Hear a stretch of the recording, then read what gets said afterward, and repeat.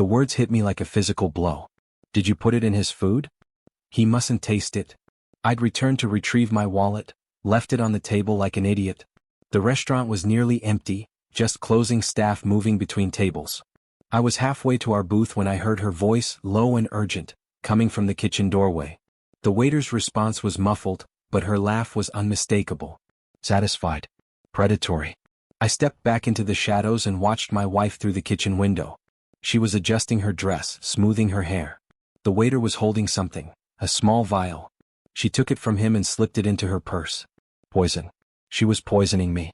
My name is Alexandra. I'm 34. And in that moment I made a decision that would reshape everything. I pulled out my phone and dialed the number I'd been avoiding for months. My father's private investigator, the one he'd offered to hire when he first expressed concerns about my marriage. I'd refused then. I refused to believe my husband was capable of what Dad suspected. Turns out I was the one who needed investigating. I need you to document something, I said quietly into the phone. My wife just poisoned my dinner at Marcelo's restaurant. The waiter is involved. I need evidence. I need proof. And I need it before I go home and pretend to eat that food. The investigator didn't ask questions. Just said, give me 30 minutes. I watched my wife leave the restaurant, completely unaware that her entire world was about to collapse. And I realized something chilling. I'd married a woman capable of murder. Now I was going to prove it. The investigator arrived in 20 minutes with a camera and a partner. We documented everything. The waiter handling the vial. My wife's conversation with him, captured on audio through the restaurant's security system.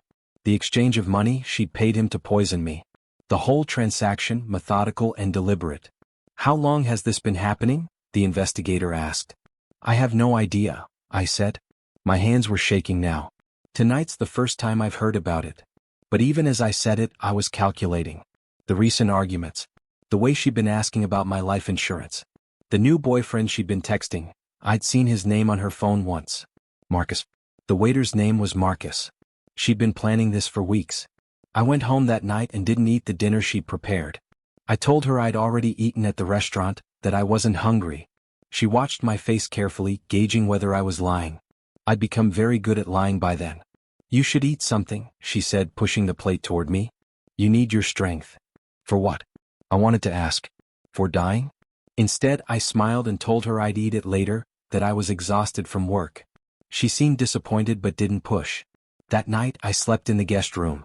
She didn't follow me. Just lay in our bed, probably calculating how long the poison would take to work. Whether she'd call 911 or let me die quietly. Whether Marcus would be her alibi or her next victim. By morning I had copies of everything. Audio recordings. Photographs. The investigator's full report, documented and dated. I had her dead to rights. Now I just had to decide what to do with the information. I didn't call the police immediately. Instead, I called a divorce lawyer and a forensic accountant. If my wife was planning to murder me for the insurance payout, then she'd likely been preparing financially. Moving assets. Setting up accounts. Building her exit strategy. The forensic accountant found everything within 72 hours. She'd transferred nearly $200,000 to a separate account. She'd opened a line of credit in a fake name. She'd been researching life insurance claims and how long investigations took. She'd even started researching countries without extradition treaties. She wasn't just planning my murder. She was planning her escape. I also discovered that Marcus the waiter wasn't actually a waiter. He was her cousin. They'd grown up together. She'd been paying him to kill me, $5,000 up front, $50,000 more once I was dead and the insurance cleared. The poison was ricin. Slow-acting. Painful. She'd wanted me to suffer before I died. I made copies of all the financial documents and sent them to my lawyer with instructions. File for divorce and freeze all joint accounts immediately. Attach the investigator's report about the poisoning. Make it clear that she attempted to murder me. Then I made a second call. To the police. I didn't mention the poisoning attempt directly. Instead, I reported suspicious financial transactions. Potential fraud. A woman acting erratically. They could investigate the poisoning separately. I had documentation if they needed it. By afternoon, the police were at our house with a warrant to search our financial records. My wife's face went white when she understood what was happening. What did you do? She hissed at me. What you were doing to me, I said calmly. I'm just ahead of you. The arrest happened at dinner time. She was charged with attempted murder, conspiracy, and fraud. The waiter, her cousin Marcus, was arrested separately. Both of them denied everything until the investigators played the audio recordings. Her face crumbled when she heard her own voice asking if he'd put the poison in my food. I watched from the gallery during her arraignment. She looked smaller in the orange jumpsuit. Diminished. The woman who'd planned my death with such careful precision now sat in front of a judge, understanding that her own plan had been documented and weaponized against her. She'd wanted to poison me slowly. Instead, I'd destroyed her quickly. The forensic accountant's findings were damning. The financial transfers showed clear intent. The researched articles about poisoning methods, the life insurance policy she'd increased 6 months prior, the separate accounts and fake names, it all painted a picture of premeditated murder. Her lawyer argued she was mentally unstable, that she'd been under stress, that the whole thing was a misunderstanding blown out of proportion. No one believed him. The prosecutor presented the case methodically. The poisoning attempt, the financial preparation, the conspiracy with her cousin, the emails where she discussed timing and logistics. Everything I'd documented, everything the investigators had captured. My wife sat silent throughout, her eyes never meeting mine. During a break in proceedings, her mother approached me in the courthouse hallway. "How could you do this to her?" she asked, her voice breaking. "She tried to poison me," I said quietly. "And you're asking how I could turn her in?" Her mother had no response. Just walked away, understanding finally that her daughter had made choices that couldn't be unmade. By week 3, my wife had accepted a plea deal. 15 years for attempted murder and conspiracy. She'd get out when she was 49. She was lucky. The divorce was finalized while she was in county jail awaiting sentencing. I kept everything, the house, the accounts, the investments. She got nothing except the orange jumpsuit and the knowledge that she'd tried to murder me, and I'd responded by dismantling her completely. The waiter, her cousin Marcus, received a separate sentence. 10 years for conspiracy. His family stopped speaking to him. His life was over before it really began. But I found myself unable to celebrate. I'd won. I'd documented her crime. I'd turned her in. I'd protected myself and built an airtight case that would keep her imprisoned for over a decade. Every strategic decision had been perfect. Every move had been calculated. And I felt absolutely hollow. I started attending her sentencing hearings, sitting in the back gallery, watching her understand the full weight of what she'd done. She tried to kill me. I'd responded by ensuring she'd spend her most vital years locked away from the world. During one hearing, she turned and looked at me directly for the first time since her arrest. Her eyes were empty. Not remorseful. Just empty. I realized then that I'd become someone unrecognizable. Someone capable of watching another human being receive a 15-year sentence and calling it justice without flinching. My father called to congratulate me on handling the situation so effectively. My friends wanted to celebrate my survival. Everyone treated me like a victim who'd escaped a predator. But sitting alone in my house, the house my wife had wanted to inherit after my death, I understood that I'd become something darker than she was. She'd acted in impulse and desperation. I'd acted with precision and patience. I'd documented everything. I'd weaponized the system against her. I'd become a predator too. Just a more effective one. 6 months into her sentence, my wife attempted suicide in her cell. They found her before she succeeded. Psychiatric evaluation. Medication. The slow erosion of a person who understood the magnitude of her own actions and couldn't live with that knowledge. I received a letter from her smuggled out through a prison counselor. "I deserved what you did to me," she wrote. "I understand that now. But I need you to understand something too. You didn't just punish me for trying to kill you. You became a killer yourself. Just a slower one." I read those words in my empty house and felt the weight of them settle into my bones. She was right. I'd spent months documenting, calculating, strategizing.